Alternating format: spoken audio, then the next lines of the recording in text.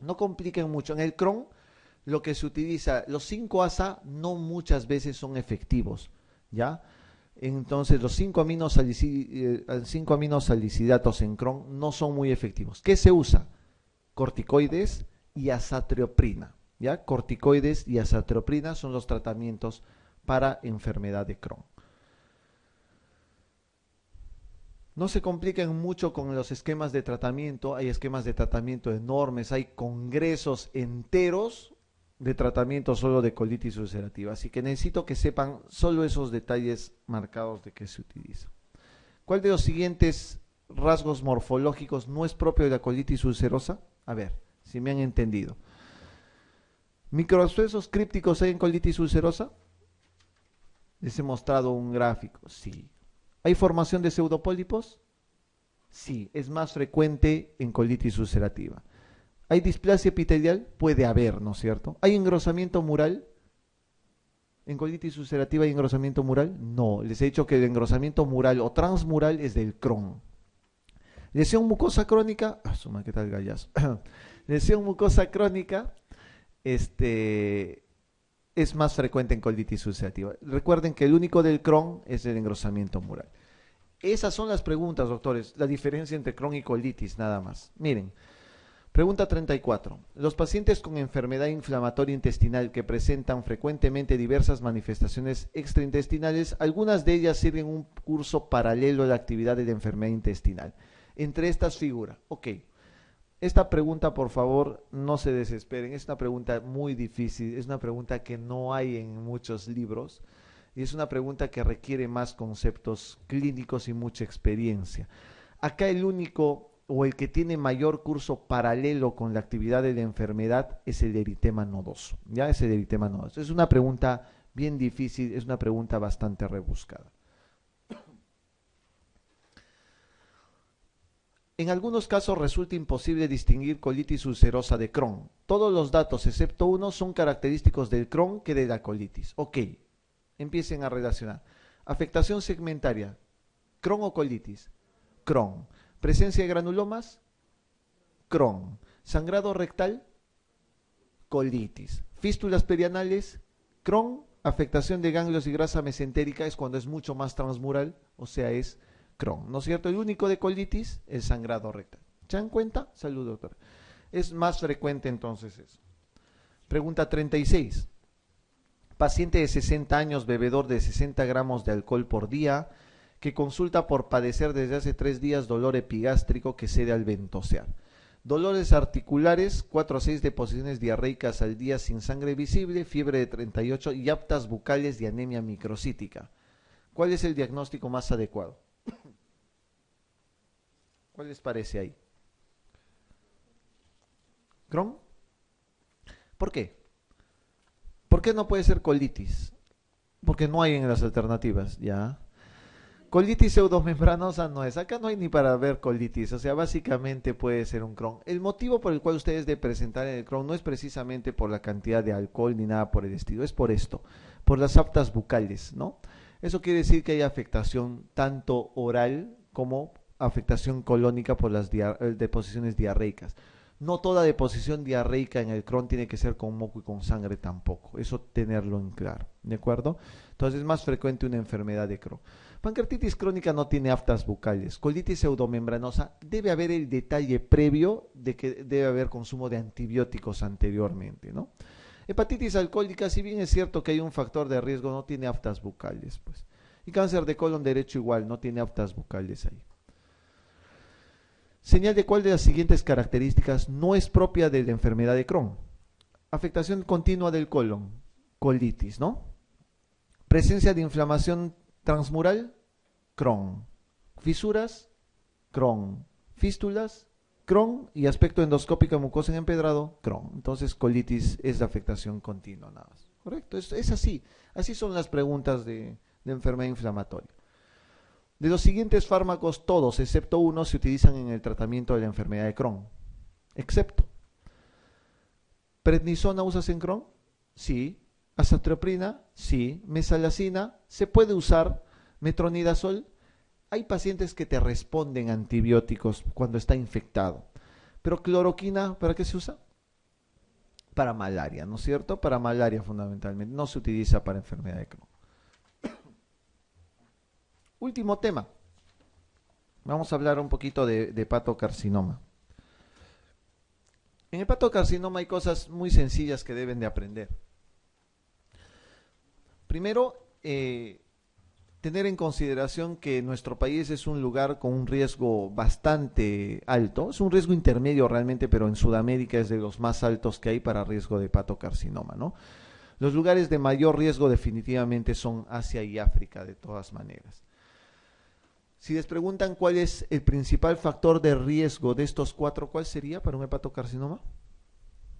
De esos cuatro, ¿cuál sería? ¿Cuál? Cirrosis, pues, ¿no? Cirrosis por alcohol. Son más frecuentes que hagan cáncer por una cirrosis alcohol. En nuestro medio es eso. El segundo, hepatitis, ¿cuál? ¿La B o la C?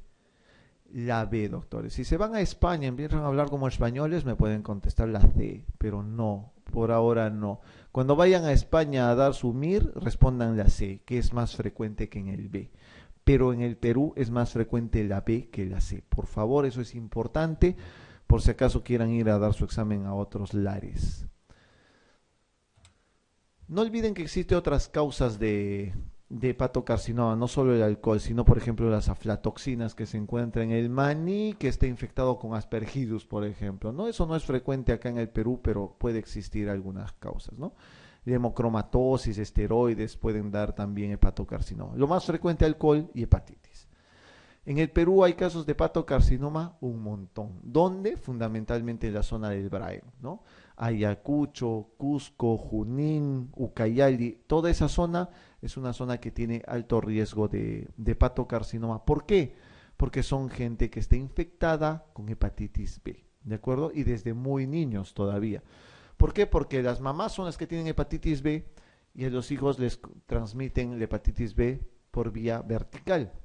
Entonces, si naces con hepatitis B, la probabilidad de hacer una cronicidad es altísima, casi 90%. Si haces hepatitis B crónica, riesgo de cirrosis y riesgo de hepatocarcinoma.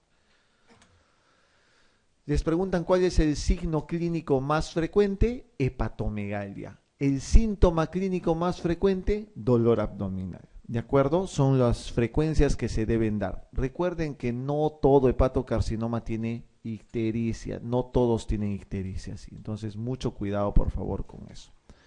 Doctores, acá viene el primer bonito concepto que tienen que tener. Por favor, el diagnóstico de hepatocarcinoma no se hace con biopsia. El diagnóstico de hepatocarcinoma no se hace con alfa-fetoproteína. Estoy advirtiendo, está claro, no se usa alfa-feto, no se usa biopsia. Lo único que se utiliza para el diagnóstico de hepatocarcinoma es una prueba de imagen llamada prueba de imagen dinámica. Es decir, se utiliza una tomografía arterial contrastada trifásica o dinámica, que tiene que tener esta característica que se llama washout. ¿Qué significa eso? ¿Por qué pides una tomografía trifásica? Porque tiene que tener una fase arterial, una fase venosa y una fase tardía. En la fase arterial, usualmente el hepatocarcinoma capta el contraste, ¿de acuerdo? Y en la fase venosa y en la fase tardía se lava, se limpia, por eso se llama washout, ¿de acuerdo? O sea, solamente hay la captación en la fase arterial y en la fase tardía se lava eso. Por eso se llama washout. ¿Es suficiente eso para el diagnóstico de hepatocarcinoma? Sí, doctores, nada más que eso. Nada más que eso en el caso de que el tumor sea mayor de 2 centímetros. Si está entre 1 y 2 centímetros, a veces el washout no es muy claro, ¿de acuerdo? Y si no es muy claro, lo único que tienes que hacer es pedir dos pruebas de imagen dinámica. Una tomodinámica con una resonancia dinámica, por ejemplo. Puedes pedir ambas pruebas dinámicas. Si las dos ves washout, el diagnóstico es hepatocarcinoma sí o sí. Si es menor de 1 centímetro, tengan mucho cuidado porque no van a ver washout. Entonces solamente se hace seguimiento. Si crece el tumor, tienen que hacer nuevamente un washout y si sale positivo, diagnóstico de hepatocarcinoma. Doctores, acá ven este detalle del alfa-fetoproteína, ¿cierto? Hasta hace muchos años se utilizaba dosaje de alfa-fetoproteína mayor de 400. ¿De acuerdo? Ahora se utiliza un corte de 200. Pero ojo, la salvedad es la siguiente. Si ustedes tienen un hepatocarcinoma, por ejemplo, de 3 centímetros y le dosan un alfa-feto y sale negativa, ¿es hepatocarcinoma sí o no? Tienen que responderme lo siguiente. Ese tumor de 3 centímetros tiene que tener un washout. Si tiene una prueba dinámica con washout y el alfa-feto es negativa, ustedes olvídense del alfa-fetoproteína. Eso es un hepatocarcinoma sí o sí. ¿De acuerdo? Por eso es que el alfa-feto no se usa como diagnóstico. Si quieres puedes utilizarlo para corroborar o para hacer seguimiento, pero no se utiliza para el diagnóstico de hepatocarcinoma. Entonces, la alfa-fetoproteína se relaciona con el tamaño del tumor. Mientras más grande, alfa-fetoproteína positiva. Claro, si tienes 10 centímetros de tumor, tranquilamente pues tienes alfa-feto positivo, ¿no? Pero lo importante es ver en tumores pequeños, ¿no? Se usa como un marcador de progresión más que otra cosa. Lo que tienen que saber, doctores, y se los voy a explicar, es ese estadiaje. Con este estadiaje ustedes pueden hacer tanto diagnóstico como tratamiento. ¿De acuerdo? Y es muy fácil. Existen 5 estadios. Muy temprano, temprano, intermedio, avanzado y terminal. Veamos. La definición de muy temprano es cuando tienes un tumor menor de 2 centímetros. Eso es muy temprano. Una definición de temprano está dado por un tumor menor de 5 centímetros o 3 tumores menores de 3 centímetros. Es un tumor menor de 5 centímetros o 3 menores de 3 centímetros. A eso se le llama criterios de Millán. Anótenlo abajito, se llama criterios de Millán. Ahorita les explico para qué sirve. El estadio intermedio que tiene acá es un tumor de cualquier tamaño, pero que no tenga invasión portal. No haya invasión portal. O sea, un tumor de 6, 7 centímetros, pero sin invasión portal. Eso es intermedio. El avanzado es un tumor de cualquier tamaño, aunque sea 1 o 2 centímetros, pero que tenga invasión portal. Si hay invasión portal, ya es avanzado. Y un estadio terminal es cuando ya hay metástasis. ¿De acuerdo? Si retienen eso, va a ser más fácil que sepan cómo es el tratamiento de cada uno de ellos. El tratamiento va desde resección, pasando por trasplante hepático, por tratamiento sintomático. Si se los explico así, no me van a entender. Vamos mejor a los ejemplos. Doctores, si tenemos un estadio muy temprano, o sea, un tumor pequeñito, menor de 2 centímetros, el tratamiento siempre es resección. O sea, agarran y sacan el tumor, lo resecan, pero tiene que ser menor de 2 centímetros. Miren el tamaño de 2 centímetros, ¿no? Tiene que ser muy chiquitito. Solo así va a resección, solo así va a cirugía. ¿Qué pasa si el estadio es muy temprano? Perdón, si el estadio es temprano, es decir, utilizamos los criterios de Millán, un tumor menor de 5 centímetros o 3 tumores menores de 3 centímetros. Puede haber 2 caminos. O bien vamos a un trasplante hepático, o bien vamos a esta ablación por radiofrecuencia o inyección percutánea de etanol. Tranquilos. Primero, ¿cuándo se hace trasplante hepático en estos pacientes? Solamente si el paciente te cumple con criterios para trasplante. Si tu paciente tiene 80 años, es un alcohólico recontracrónico que no quiere dejar de beber y tiene una insuficiencia cardíaca y una insuficiencia renal, ¿y haces trasplante? ¿Para qué? ¿No es cierto? O sea, no tiene sentido hacer un trasplante en una persona que no tiene mayor expectativa de vida. Si tienes un paciente de 30 años que no toma, su cáncer es por hepatitis B, y este paciente no tiene ninguna falla cardíaca, renal, ni ninguna otra alteración, ese paciente va a trasplante hepático. ¿De acuerdo? Porque su expectativa de vida es bastante alta. Y ahí sí se puede utilizar un trasplante hepático. ¿Qué es un criterio de Millán? Que es lo que les había dicho. Ese tumor menor de 5 o 3 tumores menores de 3 centímetros son los criterios para trasplante hepático. Esos son los criterios de Millán. Pero obviamente, pues si este abuelito tiene 80, 90 años, no puedes someterlo a un trasplante, pero quieres hacer algo por él y tiene un tumor pequeño de 3 o 4 centímetros, puedes utilizar estas otras 2 cosas. Inyección percutánea de etanol o la ablación por radiofrecuencia. inyección percutánea de etanol o la ablación por radiofrecuencia. Y les voy a mostrar en qué consiste cada uno de ellos. Miren, ya saben los criterios de Milán, que son los criterios para trasplante hepático. Un tumor menor de 5 o 3 tumores menores de 3. Esto es lo que se llama, es el gráfico común para inyección percutánea de etanol o ablación por radiofrecuencia. Si tienes un tumor de 3-4 centímetros, se mete un catéter por vía transmural nada más, o sea, por vía parietal, se llega acá hasta donde está el tumor y se irradia calor. Eso es la ablación por radiofrecuencia. Y el tumor se reduce de tamaño y desaparece. En el caso de que haya inyección percutánea de etanol, igualito. Por vía de percutánea se mete un catéter, pero se instila alcohol, que es un esclerosante. Y el alcohol disminuye el tamaño del tumor en este caso. ¿De acuerdo? Esos son los tratamientos. ¿Quién hace eso? El radiólogo intervencionista. ¿Ya? Los que van a hacer radiología, hagan radiología intervencionista. Es muy importante, muy interesante que hagan eso. Mucha plata, dólares así. En sus ojos veo. Entonces, esas son las dos cosas que se pueden ver, ¿de acuerdo? ¿Cuál es mejor, la ablación o la inyección percutánea de etanol? Cuando son pequeñitos, son iguales. Cuando es un poquito más grande el tumor, es un poco mejor la ablación por radiofrecuencia. Un poco mejor, pero se puede utilizar cualquiera de ellos. Ok, ya saben entonces qué hacer con un tumor muy temprano o con un tumor temprano. ¿Qué pasa si tenemos un estadio intermedio? Es decir, un tumor de 6, 7 centímetros, 8 centímetros, pero sin invasión portal.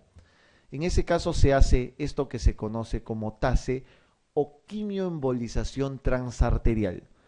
Quimioembolización transarterial. Les explico qué es eso. Es muy sencillo. ¿Ven este tumor? 7, 8 centímetros. Lo que se hace es inyectar por vía transarterial quimioterápicos. Daunorubicina, doxorubicina, 5-fluoracido, lo que ustedes quieran. ¿Y qué es lo que va a pasar con la vía arterial? Como es un tumor irrigado, va a empezar a disminuir el tamaño del tumor por ser un quimioterápico. Eso es quimioembolizar transarterial, quimioembolización transarterial. Eso es en el caso del que el tumor esté en estadio intermedio. Obviamente no se debe hacer quimioembolización si tiene invasión portal, ¿no? Porque si no daría efectos sistémicos serios, ¿no? No de ni un paciente cirrótico muy avanzado tampoco. Doctores, si tenemos un estadio con invasión portal, cualquier tamaño de tumor, pero ya hay invasión portal, o milagro, se utiliza un tratamiento vía oral, ¿ya? O sea, se utiliza pastillita, así es. ¿Qué pastillita se utiliza? Se utiliza esta pastilla que se llama sorafenib. ¿Qué es el sorafenib? Es un inhibidor multiquinasa que tiene la función de ser disminución de la angiogénesis, o sea, disminuye la producción de nueva vasculatura del tumor. Doctores, esto es un golazo de la industria farmacéutica, porque está auspiciado netamente por la industria farmacéutica. La esperanza de vida en un paciente que tiene estadio avanzado es de 8 meses. Es su esperanza de vida. Si tú le das sorafenib a un paciente con estadio avanzado, le aumentas la sobrevida a 11 meses. Vive 8 sin y vive 11 con. O sea, si ustedes se dan cuenta, aumentar 3 meses de expectativa de vida se ve un poco ridículo en líneas generales, ¿cierto? Pero uno, que es estadísticamente significativo, para empezar. Ese es el primer punto. 2, que la industria farmacéutica invierte miles de millones de dólares en auspicio de estas cosas. Así que la mayoría de guías salen básicamente basados en eso. Y eso es lo que ven acá. Mejora la supervivencia de 8 meses en el paciente con placebo a 11 meses en el paciente que toma sorafenib. Aunque no lo crean, eso es estadísticamente significativo, pero es un tratamiento sumamente caro. Y también cuesta un montón tratar de aumentar la sobrevida solamente 3 meses. Entonces, siempre es para tomarlo con pinzas, pero eso es para que sepan que existe mucha mano de la industria farmacéutica en este caso, ¿ya? ¿Qué pasa si tiene un estadio terminal con metástasis? Doctores, interconsulta al padre o al Papa Francisco I. No hay nada que hacer porque su esperanza de vida son 3 meses a lo mucho, No hay más que se pueda hacer con ellos. No hay más. Doctores, ¿ven fútbol? ¿Les gusta el fútbol? No, no. Ustedes son estudiantes de medicina, solo se dedican a estudiar, son muy ocupados. Cuando puedan ver fútbol, se darán cuenta de que había un jugador en el Barcelona que se llama Erika Vidal, ¿no es cierto? Erika Vidal es el lateral izquierdo, sí, el lateral izquierdo del Barcelona hasta el año pasado. Este chico no pasa de los 30 años de edad y hace 2 años, en el 2011, lo diagnostican de un hepatocarcinoma. Lo diagnostican de hepatocarcinoma y como hacen los estudios temprano allá en Barcelona, ven que el tumor es pequeño y lo someten a una resección hepática, ¿no? O sea, le sacan el tumor en serio. Él va muy bien durante todo un año, pero al año lo vuelven a evaluar y dicen, no, este paciente va a trasplante hepático, ¿no? Y tiene que ir a trasplante hepático. Y el 10 de abril de 2012 le hacen un trasplante hepático a Erika Vidal. Y se dan cuenta, ahora sigue jugando, sin ningún problema. Y es un deportista de alta competencia encima. Ahora es jugador del Mónaco de Francia. Entonces, si ustedes se dan cuenta, un paciente trasplantado puede ser un paciente totalmente normal. Encima el trasplante fue de su primo, o sea, es hígado de su primo, la mitad del hígado es de su primo. Y tener en cuenta ese detalle, ¿no? Un paciente con hepatocarcinoma tranquilamente puede ser trasplantado y puede ser mejorado de alguna manera. Un dato que sí es importante, esto que les he mostrado es para pacientes cirróticos. Los pacientes no cirróticos, la expectativa de resección quirúrgica es mejor. A veces no necesitas ver tamaños para operar. Entonces, esto es más basado en terapia para cirróticos. A veces en los no cirróticos, como en este chico, un tumor de 4 o 5 centímetros lo puede resecar de alguna manera. Pero en este paciente pues han visto que era bastante grande, entonces dije, mejor sale todo el hígado y le ponemos uno nuevo, ¿no? Y ese es, por ejemplo, un golazo de la ciencia también con Avidal. Y hace poco vino, ¿no?, a ver el duelo de gigantes entre Messi y Neymar y ha jugado. No tenía ningún problema para jugar. Es un deportista de alta competencia. ¿Otro trasplantado quién es? ¿Han escuchado a Rafael o no? No al de Yo Soy, ese. Rafael, por ejemplo, es un paciente que ha tenido hepatitis C desde 1985. Tiene una hepatitis C crónica, encima de recontra Guayacol. Y a la larga, obviamente, hace una falla hepática y él termina siendo un paciente trasplantado. Y en el año 2000 lo trasplantan de hígado. Le hacen un trasplante y hoy día, como si nada, sigue cantando igualito, camina igualito. No hay ningún problema con ellos. Muy buena expectativa con los pacientes, solo que es pero muy difícil conseguir un hígado en un paciente, es realmente lo más difícil. En relación al hepatocarcinoma, ¿se prevé que hay un aumento de incidencia en los próximos años? Básicamente tienen que saber que es muy variable eso.